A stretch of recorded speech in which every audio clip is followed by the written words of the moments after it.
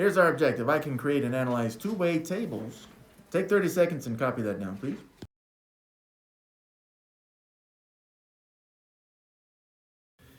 To me, two-way tables really come across more like a Sudoku puzzle for me.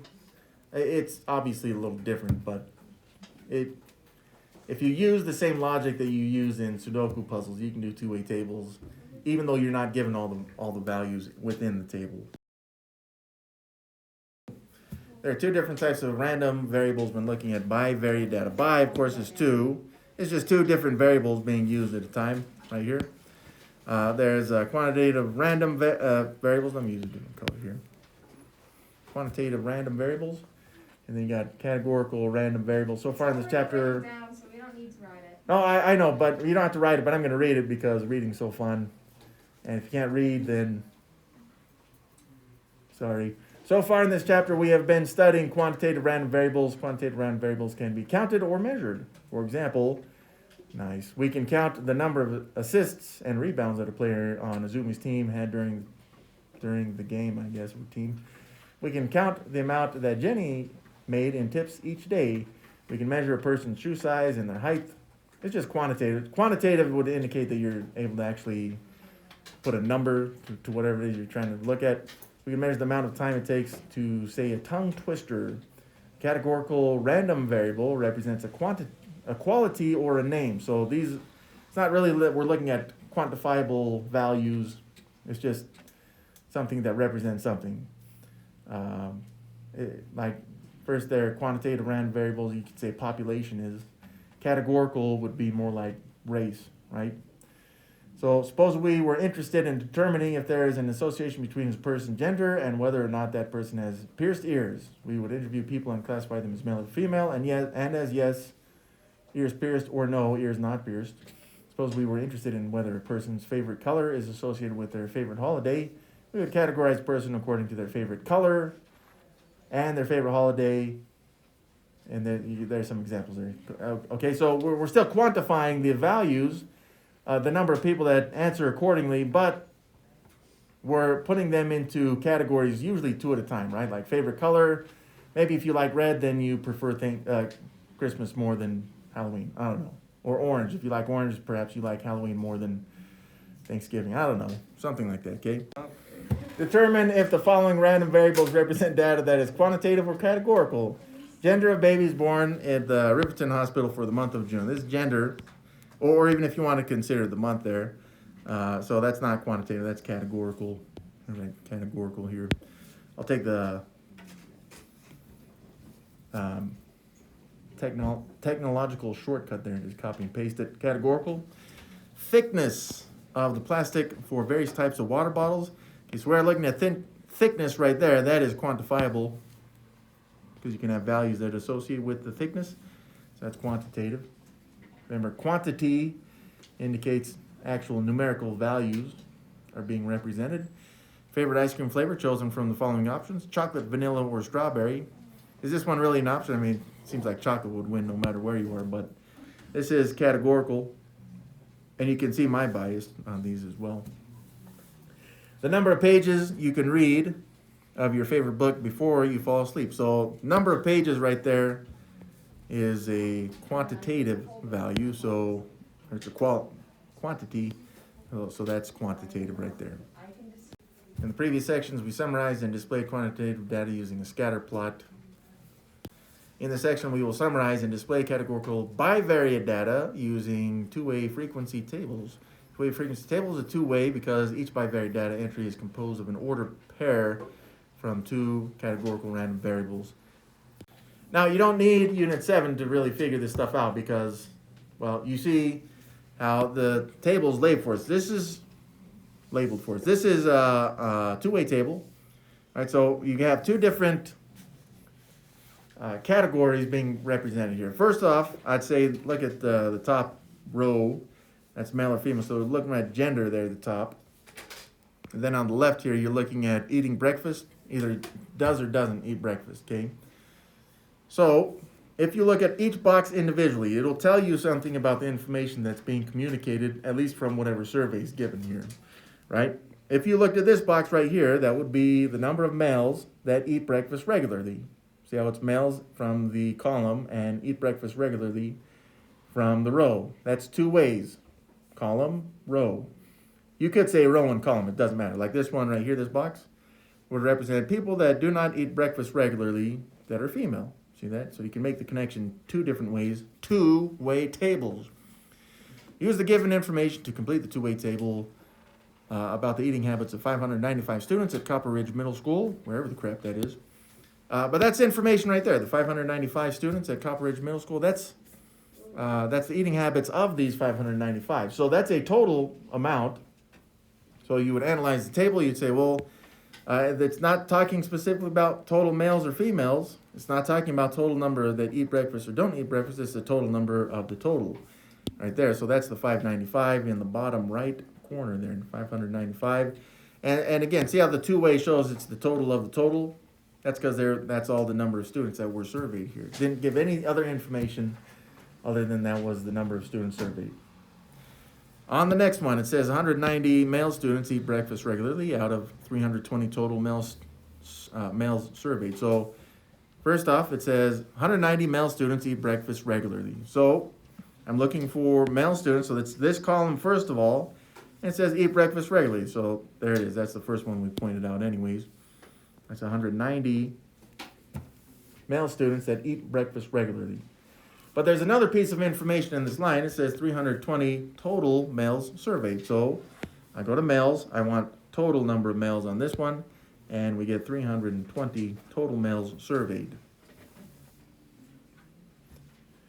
Now just think about this too. Before we look at the other 2 points that give us information, you should be able to figure out how many females were surveyed as well, just from this information. That should be pretty obvious on how you would get that value. We're going to find it later, but I want to go through the other points first. Next up, it says 295 students do not eat breakfast regularly. It did not point out the gender, just said students on this one. So that's do not eat breakfast regularly. We're in this row, and that'd be the total number of students there. So that's 295 there. And then the next one, 165 females do not eat breakfast regularly. So that's females. So that's this column. Do not eat breakfast regularly. That's this row. So they see how they kind of meet in this box right here. I guess it's the one we pointed out. That's 165. That's plenty of information to finish the table, even though they did not give us any more information.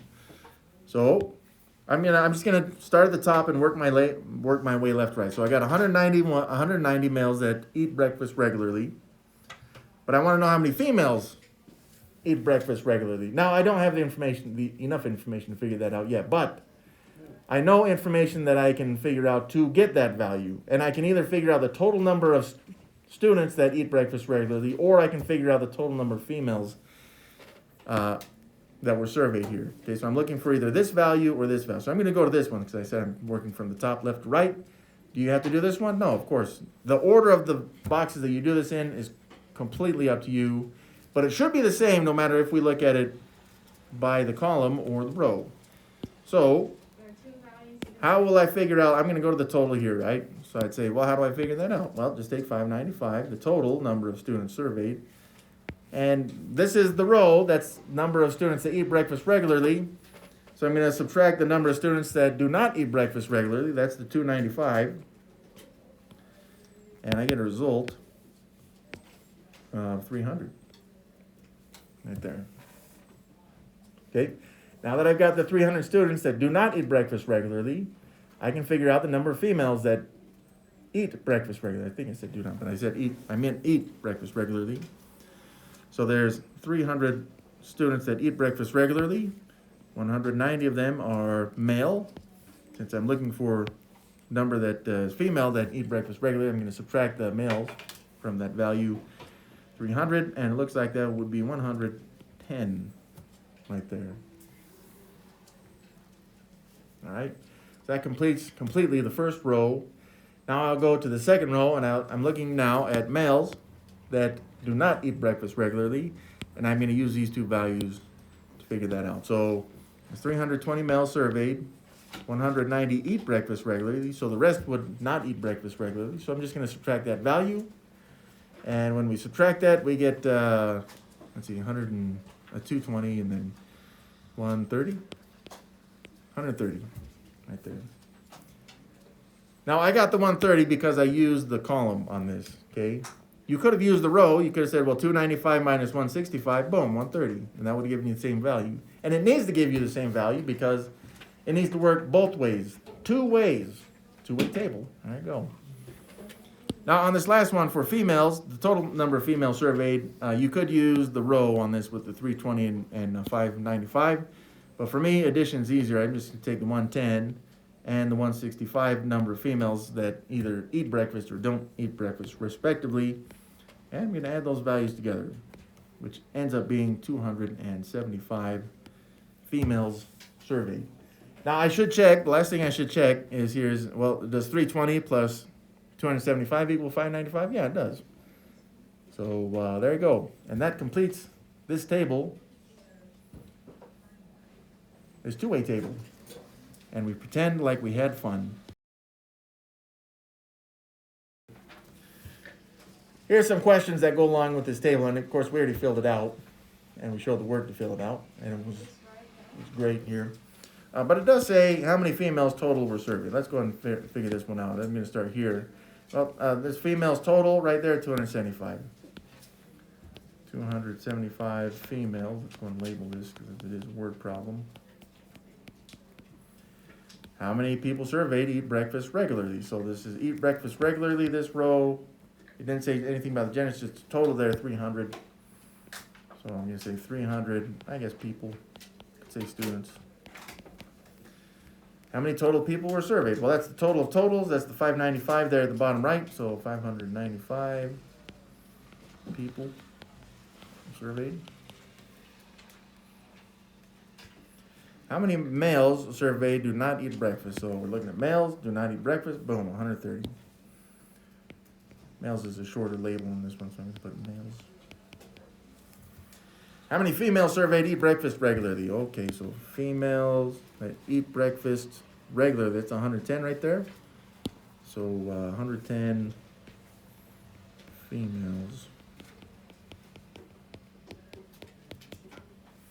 What percentage of the total number of people surveyed eat breakfast regularly? Okay, it's a percentage of the total number of people surveyed. So that's out of 595 right there. So I'm going to make this a fraction, then just change it into a percentage. 595 people total, and the total number of people that eat breakfast regularly, it shows, was 300. So I got 300 over 595. I'm just going to put this in the calculator. 300 divided by 595, enter. It's almost 50%. I got 0.50420168. I'm just going to make it round to the nearest 10th percent.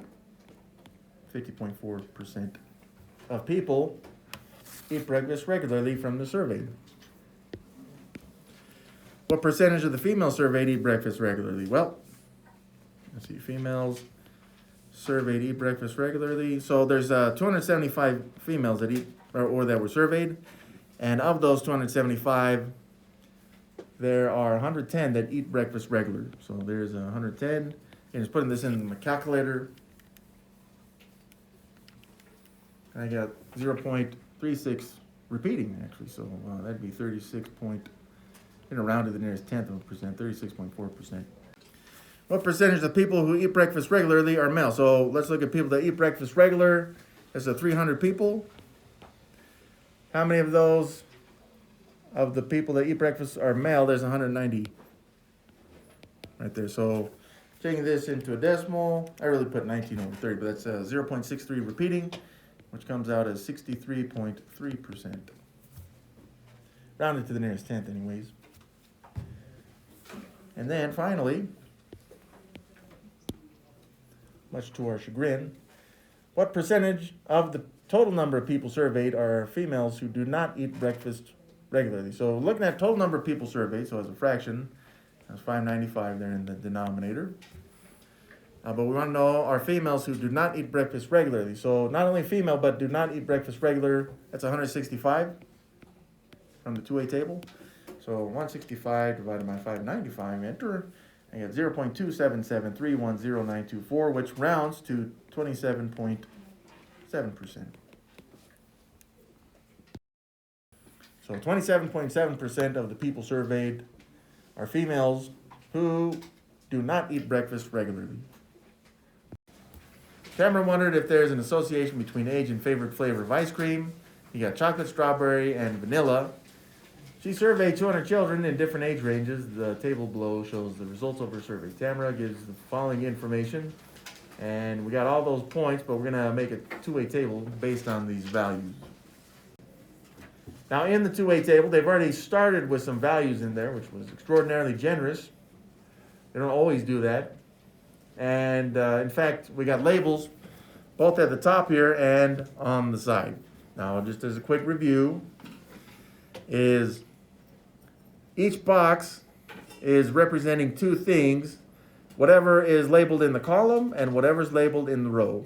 So, for example, this box right here would represent people 8 to 12 years old that prefer vanilla over chocolate and strawberry. See that? Or like this one right here, this is 12. Well, that would be 12 of the people surveyed were 13 to 17 years old, and they chose strawberry as their favorite flavor amongst these three. Oh, what about this 200 right here? Well, that's a total and a total. That means it's the total of totals, and that's the total number of people then that were surveyed. So that would include all ages and all of the flavors. Okay. So it says down here, let's look. The first point we got is half of the children surveyed chose chocolate as their favorite flavor.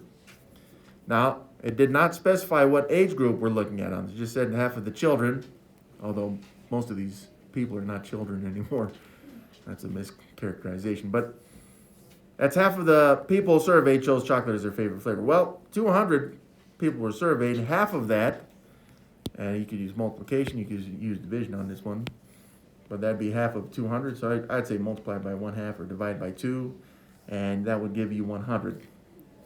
Okay, so that's 100 people chose chocolate as their favorite flavor. So we got to figure out where that goes, right? So it's chocolate, but it's the total number of people that chose chocolate. That's 100 right there. That's what we figured out.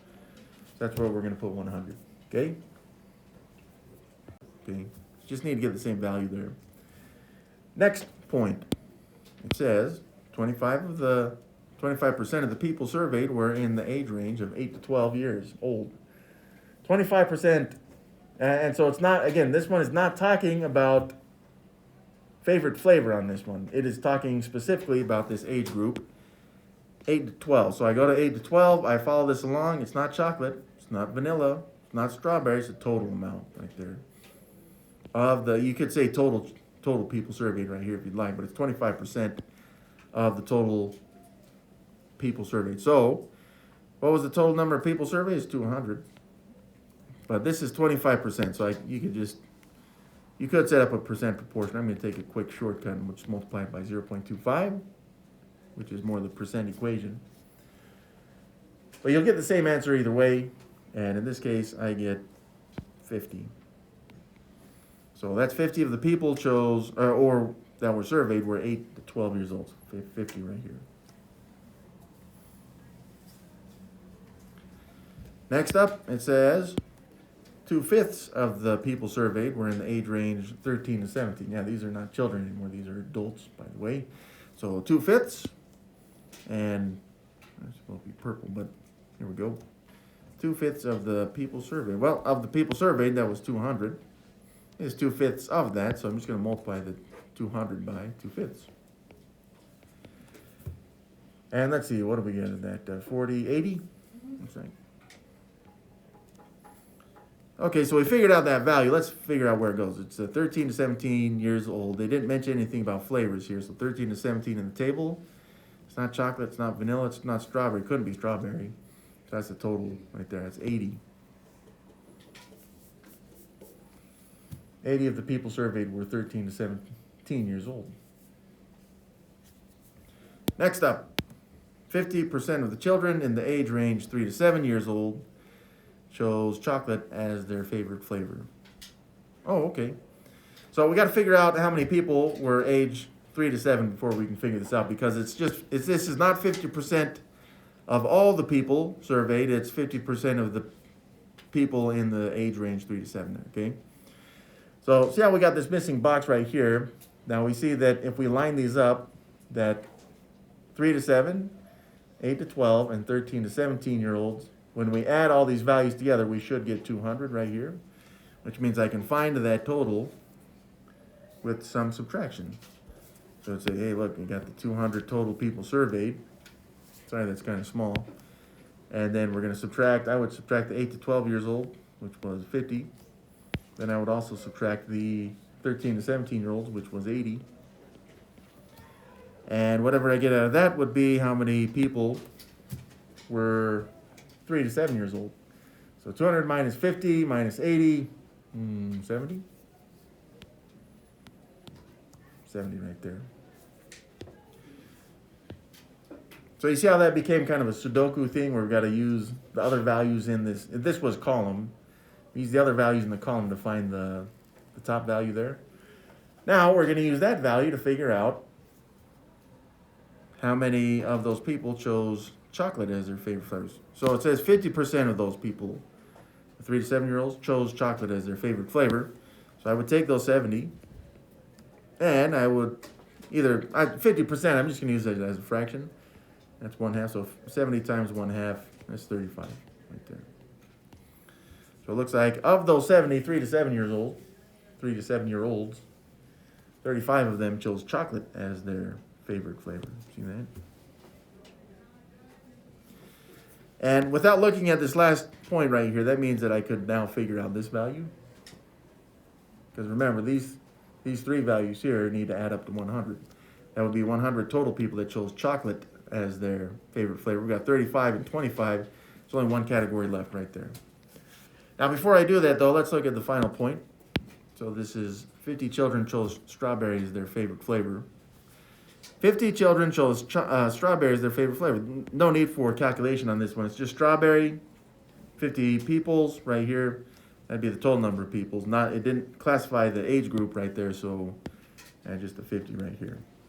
And we have more than enough information to complete this table, even though right now it may not look like it. And then again, we're looking at this like a Sudoku puzzle because the rows and the columns all have to not necessarily match, but they have to work with each other to produce values that would be the same. Okay?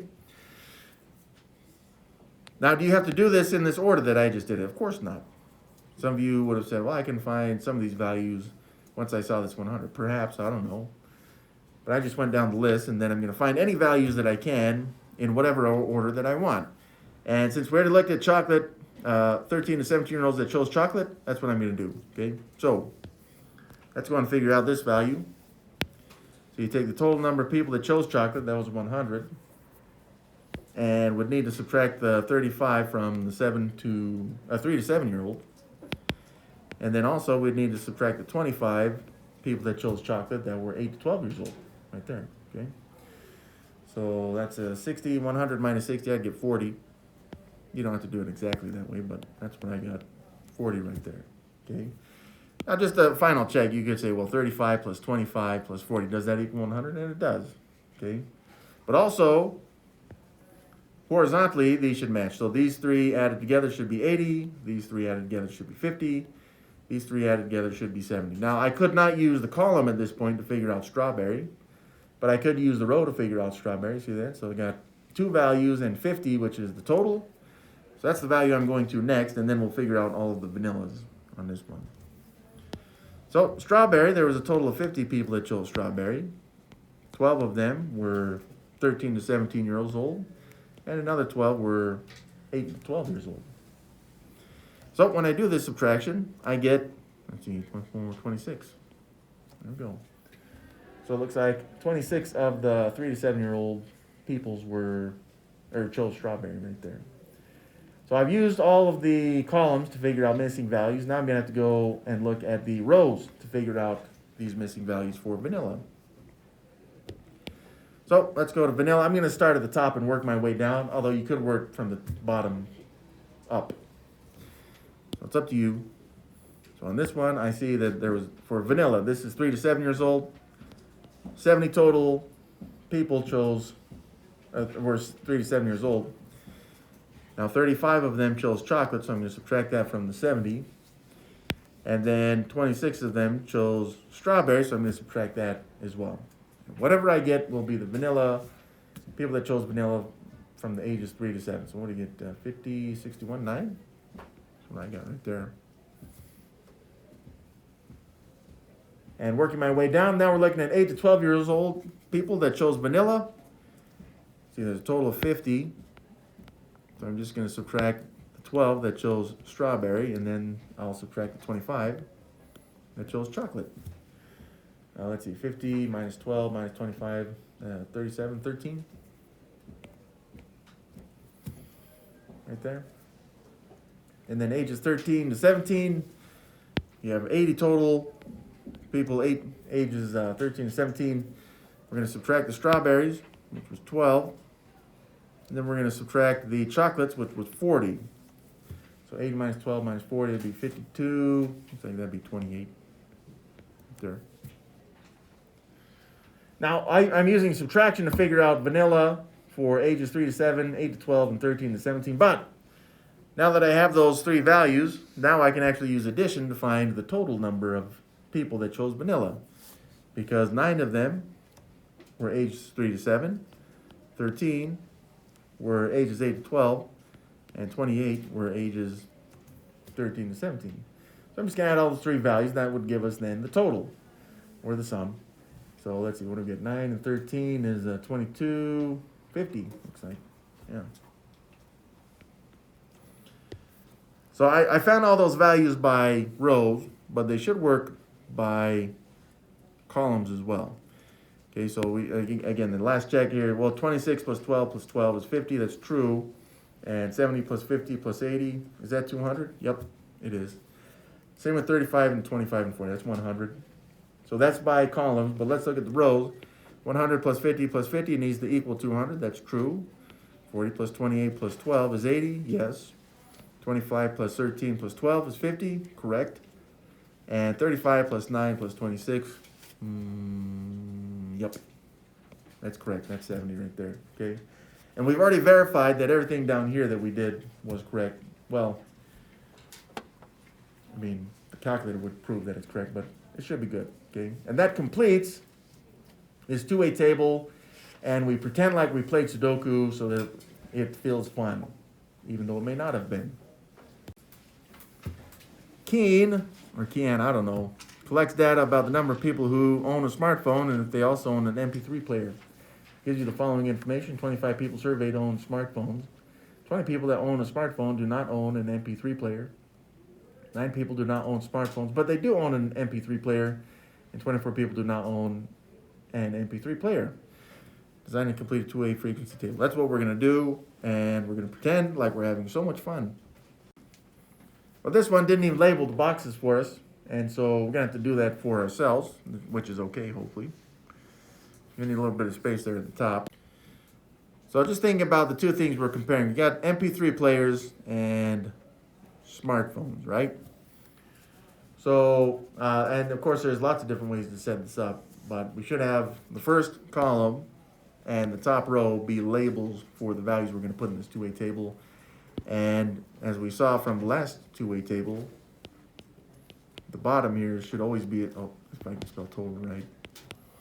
Total, and the top right box should always be also a total value, okay?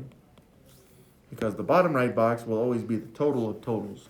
If you put this anywhere else, it's going to look really jacked up, and, well, it may drive some people nuts, but whatever, okay? So you got two things. You got MP3 players and smartphones. So for me, I'm going to put MP3 players here, MP3s. Why did I put it there on the edge? Because they either own an MP3 player or they do not own an MP3 player. That's it. It's that simple, okay? So right here, I'm going to say own. And then the bottom one I'll say is not own. Could you put not own at the top? Of course you could. Why didn't I? I don't know. Just didn't. And then the other one was, well, we got smartphones, right? Smartphones here at the top.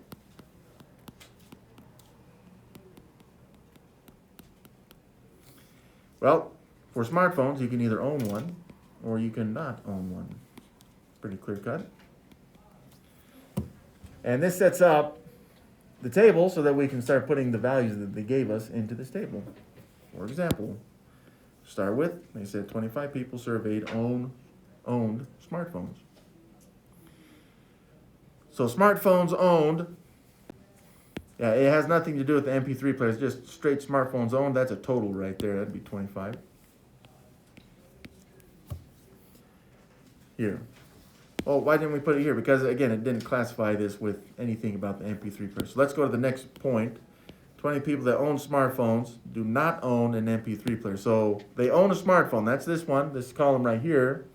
It says they do not own an MP3 player. That's this box right here because it's not own MP3 players. So for this one, that was 20 people's. So there's a 20 right there. Next up. 9 people do not own smartphones, but they do own an MP3 player. So it starts with smartphones here. It says they do not own it. That's this column. But they do own an MP3 player. So that's own an MP3 player here. That connects at this box here. And that was 9 people. So there's a 9er right there. And just so we understand, you could figure out how many people own a smartphone and own an MP3 player at this point, which you could do if you want, but I'm just going through the list first. It's up to you. Next up, it says 24 people do not own an MP3 player. Okay, use a different color here. So 24 people do not own an MP3 player. MP3 players, right here, it says do not own. That would be 24 people, so that'd be total. It didn't say anything about smartphones here, so that'd be 24 right up in here. Well, is that enough information to find all the information? Of course it is. And that's what we're going to do next. So I'm going to start with the top left and then move right and then down. Okay? So that means I'm looking at this box right here.